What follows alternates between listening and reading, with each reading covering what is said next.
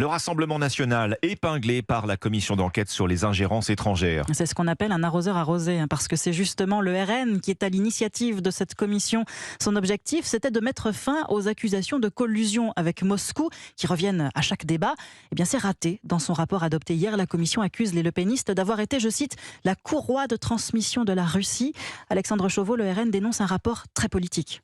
Oui, puisque celui-ci fait état, je cite, de l'alignement du parti sur le discours russe au moment de l'annexion de la Crimée en 2014 et relate les contacts fréquents entre élus RN et responsables russes ces 10 dernières années.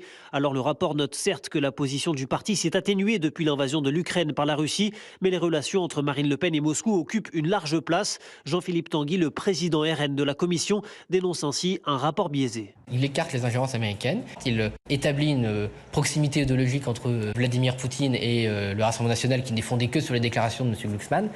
Bref, ça m'agace parce que ça ne respecte pas ce que doit être une commission d'enquête parlementaire. Voilà. La majorité de son côté assume de faire de la relation entre Marine Le Pen et la Russie la principale leçon de ce rapport. Stéphane Vogetta, député Renaissance des Français de l'étranger. En tout cas, moi, c'est le point que je retire. Après, le Rassemblement national aurait préféré qu'on parle un peu plus de la Chine, un peu moins de la Russie, peut-être plus de l'UMP, un peu moins du RN.